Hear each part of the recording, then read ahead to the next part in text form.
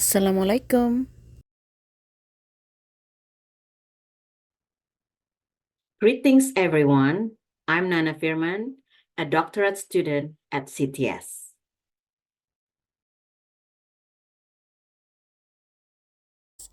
And today we will discuss about classism, which is a form of discrimination rooted on social class hierarchies or economic status.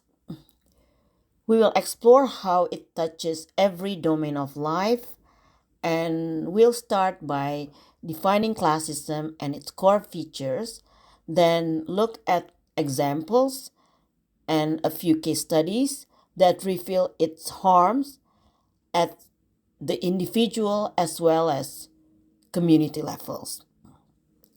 Then we will examine how classism shapes education, economic policy, gender based violence, environment, food security, and the green transition.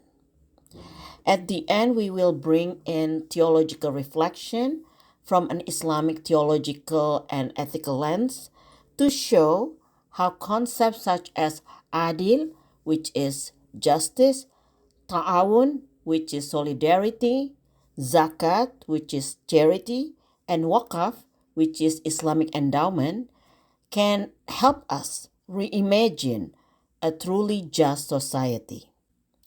So, let's begin.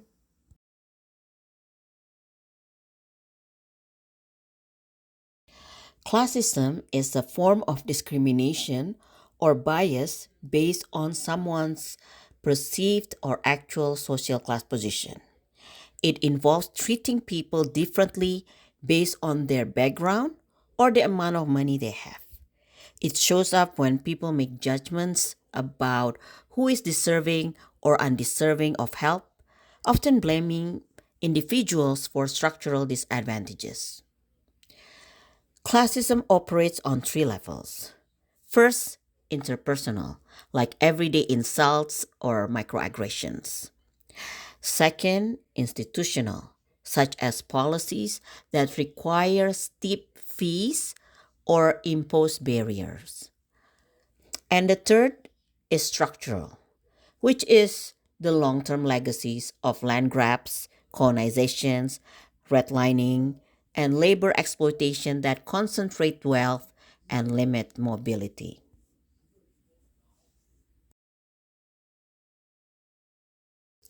Let me back up a little bit to give clarification. Social class is a label that tells us how much economic power and wealth a person has, and those with less wealth are the ones who are affected the most by classism. Therefore, social class refers to divisions in society based on economic and social status. People in the same class typically share a similar level of wealth, educational achievement, types of job, and income. We are all familiar with the terms such as elite, upper class, middle class, lower class, working class. While social mobility is the potential that a person has to change their social class, either upwards or downwards, and often linked to factors such as income, occupation, education, and overall well being.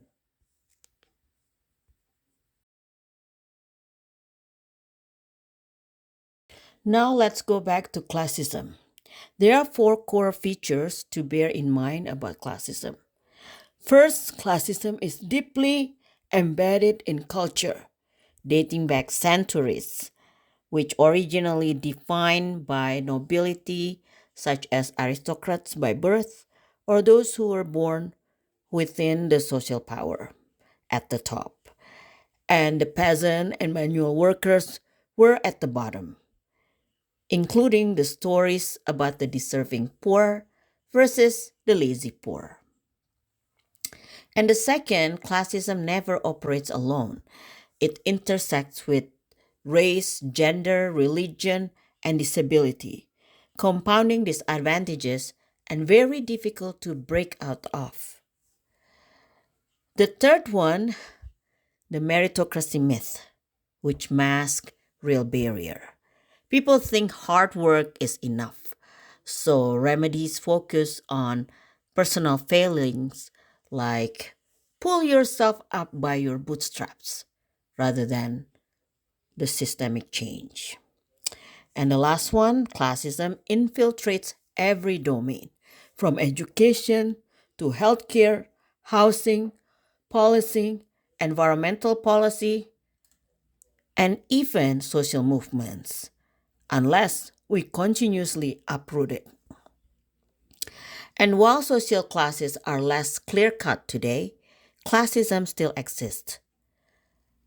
And the gap between the rich and the poor continues to widen.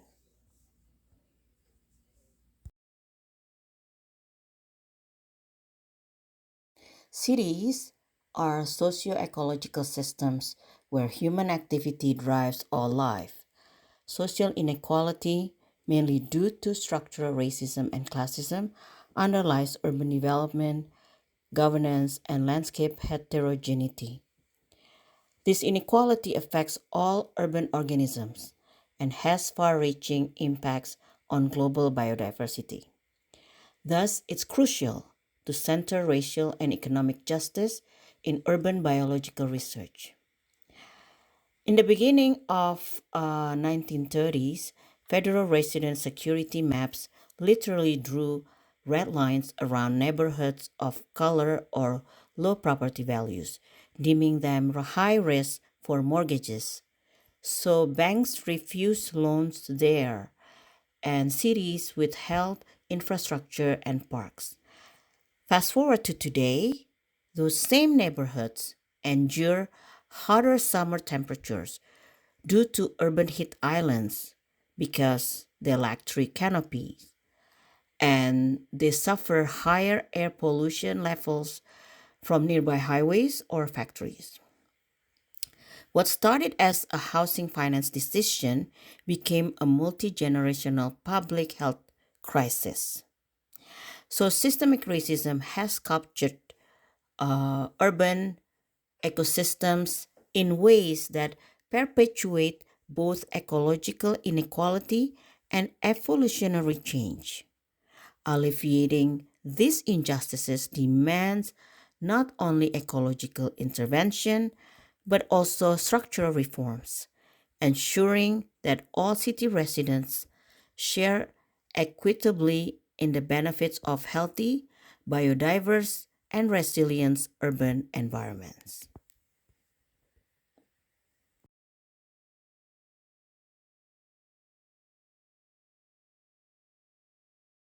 In addition to that, early environmentalism in the US was racist and excluding non white communities. Although these communities bear the brunt of environmental crisis but are often marginalized in environmental policy, such as in many low income districts in the urban areas often lack full service supermarkets.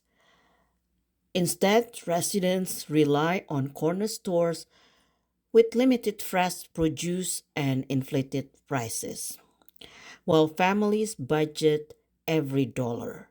So, if the only vegetables are sag or expensive, they then buy calorie dense, nutrient poor foods. Over time, this contributes to alarming rates of diabetes and heart disease. Here, classism is baked into zoning policies and investment decisions that leave whole communities cut off from healthy options.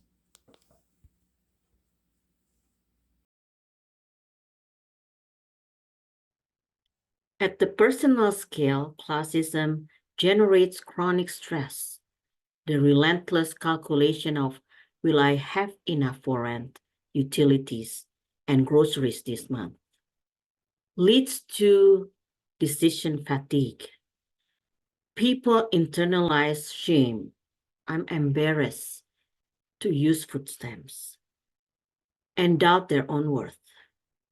When you cannot afford a doctor visit, you postpone care. When you miss work to care for a sick child, you risk termination. This daily humiliation erodes both mental and physical health.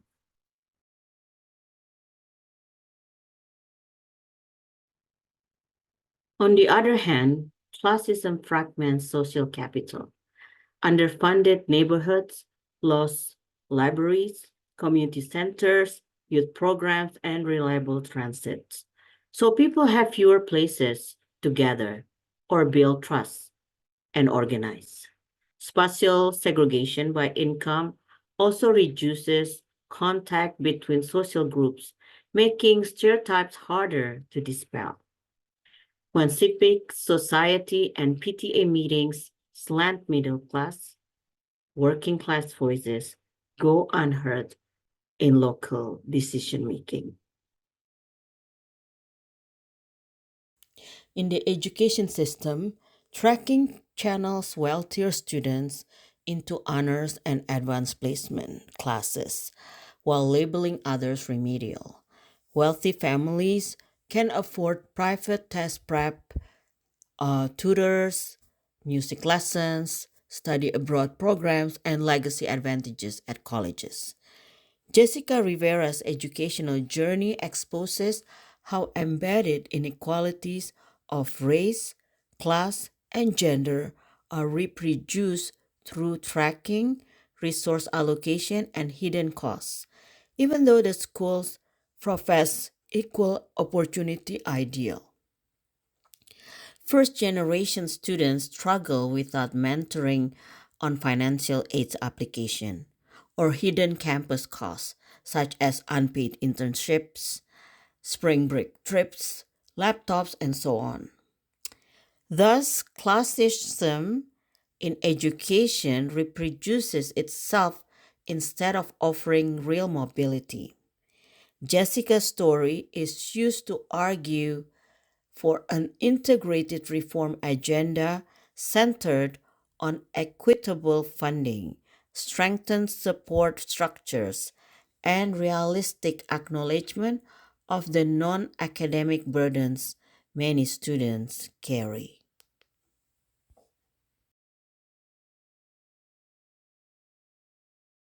Environmental burdens cluster in poorer areas like toxic dumps, petrochemical plants, or noisy highways. Enforcement of zoning or clean air rules is lenient where political authority is weak. For instance, the Cancer Alley in Louisiana largely overlays low income black and brown communities. Meanwhile, wealthier suburbs display clean rivers, large parks, and robust recycling programs. Environmentalism has become centered around white, middle class activists, leaving the working class and developing countries behind, despite their disproportionate suffering from environmental degradation.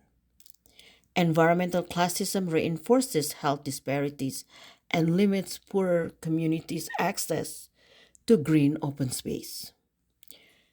The environmental movement needs to be more holistic.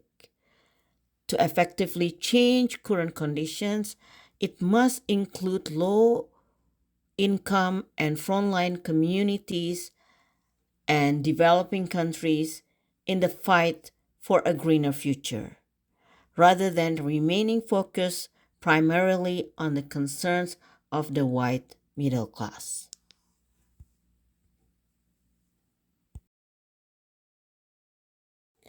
Working class women often lack safe exits from abusive relationships. Shelters in low income districts are underfunded, and legal aid for domestic violence cases is scarce. Wage theft or harassment at work is less likely to be prosecuted when victims cannot even afford lawyers. On the other hand, immigrant women without documentation face added risk of deportation if they seek help due to harassment. So, classism magnifies gender violence by denying resources and respect to poor survivors.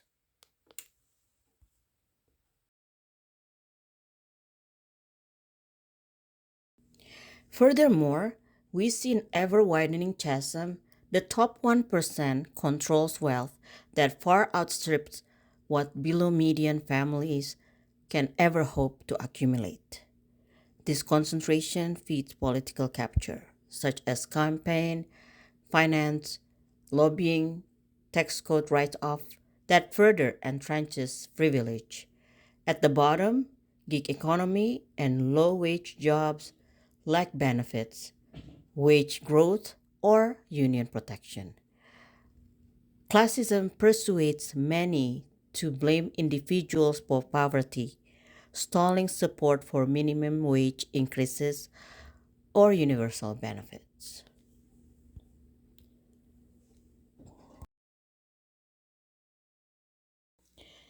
Food insecurity is both a cause and a consequence of classism. Low income families face stigmas around food stamps use, meal programs, or food bank lines, creating shame and underutilization of life saving resources. Per calorie costs in discount stores can exceed those in supermarkets. So, poverty literally prices people out of nutrition. From an Islamic perspective, food is a basic right. Obligatory alms, which is zakat, and charitable endowments, which is waqf, historically guaranteed public kitchens, demonstrating a faith rooted model for ensuring dignified access to food.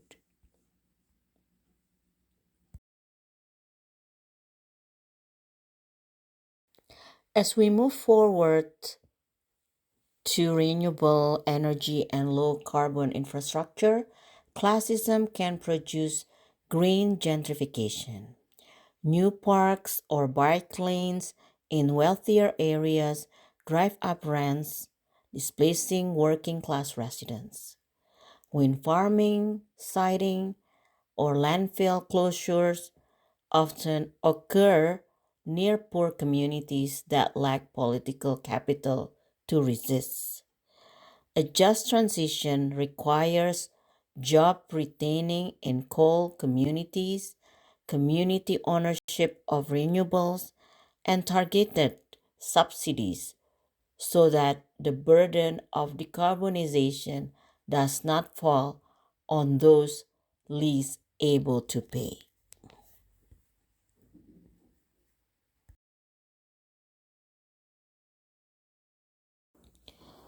In Islamic thought, justice or adil is the primary of maqasid al-sharia or the higher purpose of the Islamic law. Humans are khalifa or stewards upon this earth entrusted with God's resources, while ta'awun, which is mutual support, and rahmah, which is compassion, are communal obligations. Rather than seeing poverty as individual failure, Islam locates it within a broader moral ecology that demands institutional responses through zakat, wakaf, interest free market ethics, and state regulations, all aim to protect the vulnerable and guarantee basic needs.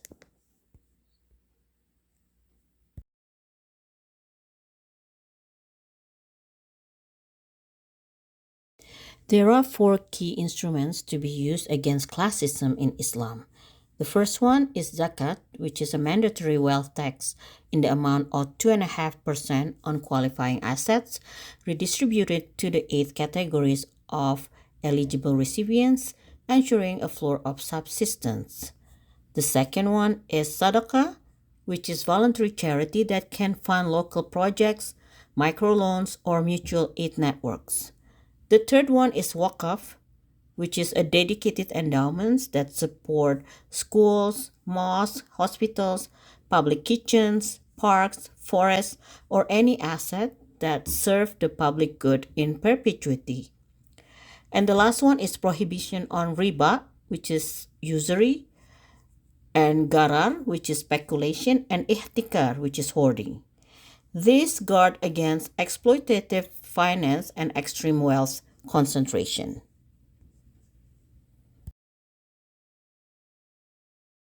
In many Muslim cities, there were many historic Waqf funded public soup kitchens or imaret that fed the poor free of charge.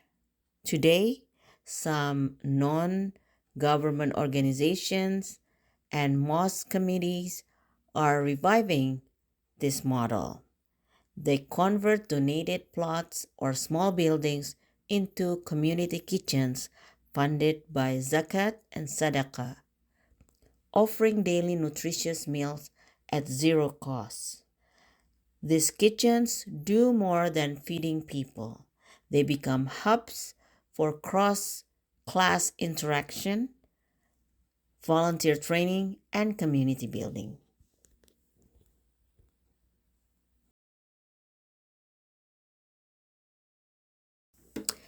Therefore, in order to dismantle classism, we need progressive taxation that curbs extreme concentrations of wealth, such as stronger estate and wealth taxes, and a living wage and universal paid sick or family leaves so no one has to choose between health and income. Another one is equitable K 12 school funding formulas, subjective by student needs. And also subsidize public transit, broadband, and affordable housing. Also treating infrastructure as a public good. And lastly, community driven environmental and food security councils that give voice to those most affected.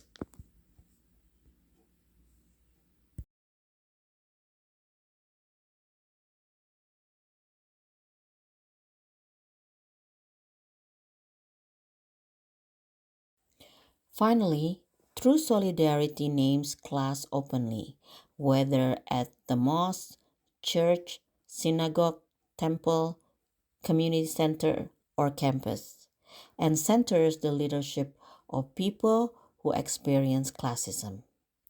It means forging alliances across racial, gender, and environmental movements around shared goals, which are living wages, safe working conditions, healthy neighborhoods, food sovereignty, and climate justice.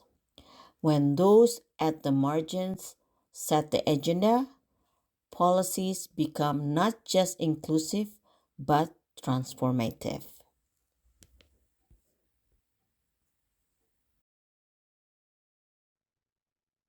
So, in conclusion, classism is pervasive but not inevitable. We've seen its many faces: housing, schools, health, food, environment, policing, and how it intersects with race, gender, and immigration status. Also, Islamic ethics gives us a powerful normative foundations such as justice, compassion, stewardship, and mutual support. But ideas must translate into action. Our challenge is to carry these insights into concrete reforms, community initiatives, and everyday conversations that chip away at class barriers. I thank you all for your attention.